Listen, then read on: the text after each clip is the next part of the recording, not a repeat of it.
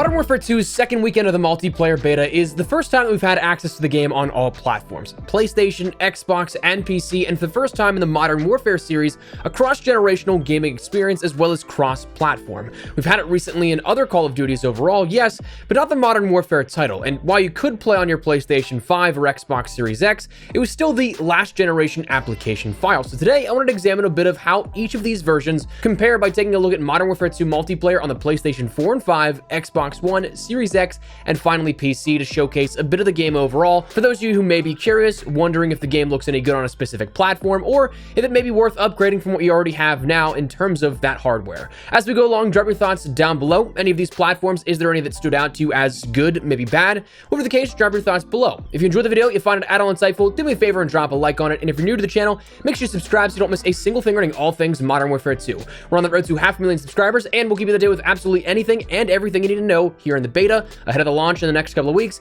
and beyond past when the game ships. If you'd like to join the community, I'd love to have you. And finally, check out my friends over at G Fuel who have bumped up code Espresso to 30% off your entire order in celebration of Beta Weekend 2 here. So flavors like Hype Sauce, Pink Drip, the Morbius Nectarine flavor, Strawberry Banana, all of those are some of my favorites. Can't go wrong with any of those. So if you're interested, link in the description below, and make sure to use code Espresso. But anyways, let's talk about some of these platform comparisons for Modern Warfare 2's multiplayer. So to start, I set kind of a common baseline here at this. A couple of things in-game settings and also resolution-wise. The FOV was 120. This kind of stresses some of the older hardware, as we'll discuss, but I chose it to show off the full capability of the game and everything we have on offer, and also that's why a lot of the comparison clips come from Ground War Invasion, to kind of push that hardware to the limit by the larger scale combat, the higher scale rendering systems, and how they perform. Graphically, the outputs are 4K resolution, motion blur all off, film grain down. I think the only thing that may have been enabled was depth of field, which just produces some of that background blur for things like weapon inspects, which in this case we're focusing on the textures and how sharp the models and images are, so it suits this purpose, maybe not necessarily in-game as much. Let's start on console here, where according to the data, the vast majority of players are on, and in fairness to the build and the intended design, we're going to start with the now current generation of consoles, PlayStation 5 and Xbox Series X. Now for PlayStation 5, as our sort of baseline and beginning here, many of you have probably already experienced it here in this last weekend and then into yesterday and today. The game was built how you'd expect for a Call of Duty game in terms of build quality, maybe a few bugs here and there for a beta build, but overall it utilized the hardware of the system pretty well with high quality in terms of graphical rendering in all areas. To the standard eye, it looks pretty solid, and it seems like what you'd want from a Call of Duty game graphically. Now, is it a game like Horizon Forbidden West or anything like that where graphics on console are supposed to be mesmerizing? No, but it gets the job done and it doesn't look bad by any means.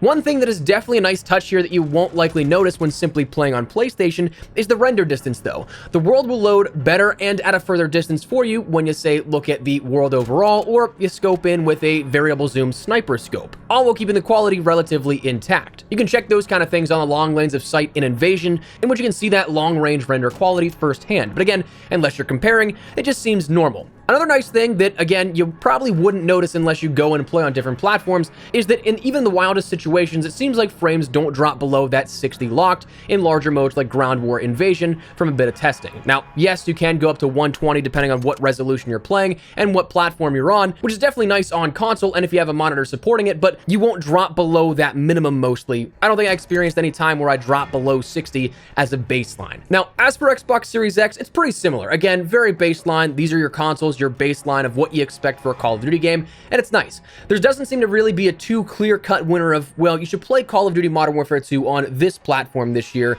between those two. Whereas in the past, you may have seen one have a clear-cut advantage. A lot of the same visuals can be explained the same way. The longer render distance is nice and in place. Some of the testing I was doing in regards to the long-range field of view, the peripheral view on some of the clips you'll end up seeing still renders pretty nicely at a distance. A lot of it's still coming out crystal clear. Now, if we're looking for direct comparisons here on a surface level, again, they're both pretty spot on. It kind of seems like almost a one-to-one in a lot of areas. There's not a whole ton that stands out except for, to me, the extreme details from a bit of my testing and play and going back and checking out recordings. The only things that really stand out to me are the sharpness and slight details of things rendering at a distance. For example, trees will render leaves a bit more in detail on the Series X as opposed to PS5. Buildings way off in the distance may appear a bit sharper on the X rather than a bit more blurry on the PS5.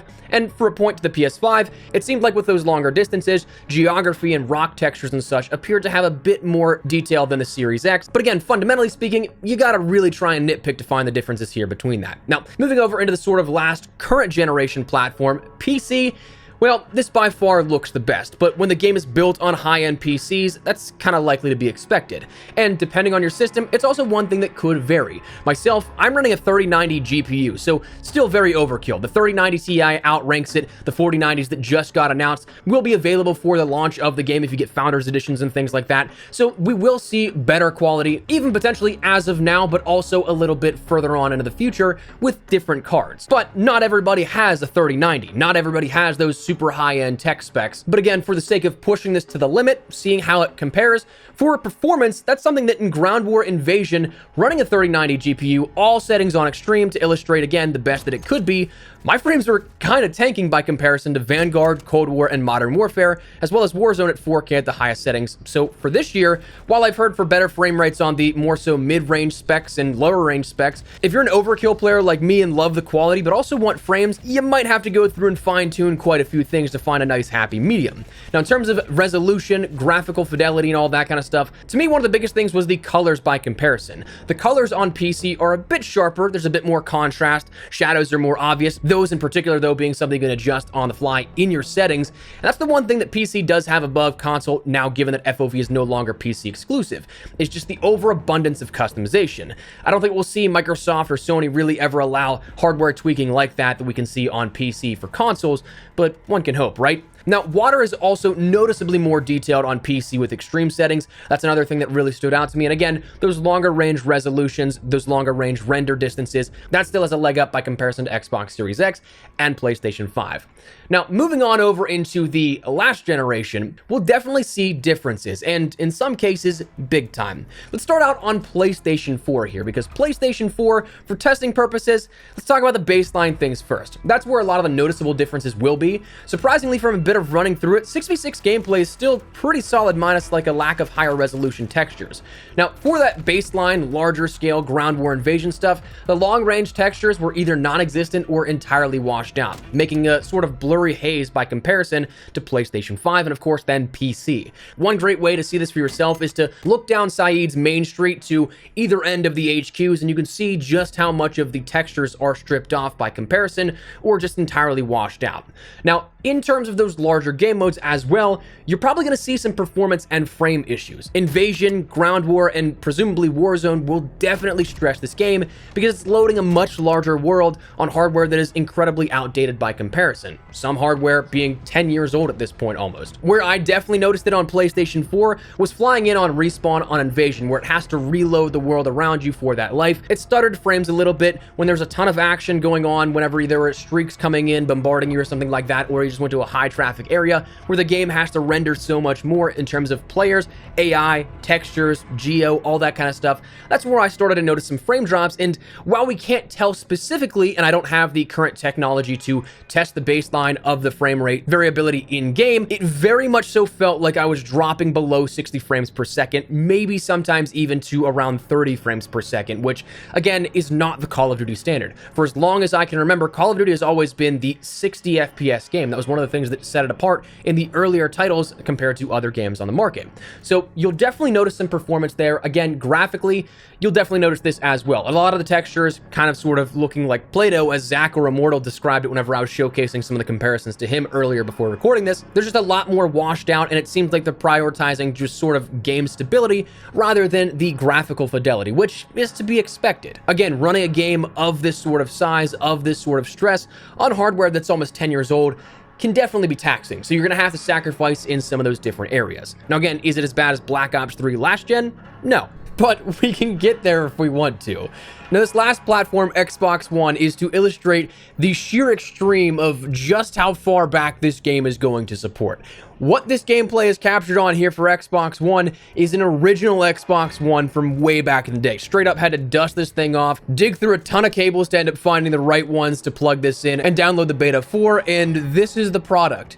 Xbox One, the original, and by extension, I would imagine also the original PlayStation, not your greatest viewing experience here. I don't think that there's any real comparison that I can say is, okay, yeah, maybe this kind of has some edge to it. This was by far the worst. Yes, it is something the original Xbox One does not go up to 4K. That's upscaled to my monitor, so technically there is a little bit of a differentiation here on a fundamental level, but when you look at it, it again is 10-year hardware and it is incredibly dated, and you can tell. On a basic level, not even just having to compare like, oh, these details are slightly different on PlayStation 4 compared to Xbox One, visibility in general was just something that I couldn't really find anybody. If I wasn't on top of somebody with a rifle or an SMG, probably wouldn't see them at a distance. Playing the larger modes like Ground War Invasion, I needed my sniper to see anybody. The character models would just blend in with the overall atmosphere of the map, so this wouldn't recommend it. But honestly, wrapping up on that note, I think that's a great way to illustrate just how far back this game is trying to stretch.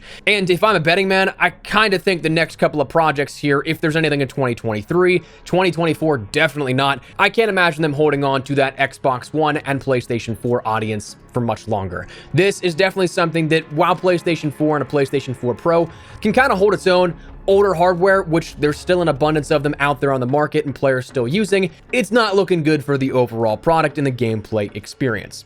So, that said, that's what we're gonna call it. That is Modern Warfare 2 on every single platform available right now through the beta. So let me know your thoughts down below. What are you guys liking here or disliking out of one of these platforms, if not multiple? Which one looks the best to you? And would you say Xbox One, the original, is at a cursed level to the point of Black Ops 3 on last gen? I'd love to hear your input on that. But anyways, that's what we're going to call it. So let me know your thoughts. But if you enjoyed the video, you'll find it at all insightful, do me a favor and drop a like on the video. And if you're new to the channel, make sure you subscribe so you don't miss a single thing regarding all things Modern Warfare 2. We'll keep you up to date with absolutely any and everything you need to know going into launch. So that said, thanks so much for watching. My name is Espresso. I'll see you guys later. Take care and peace.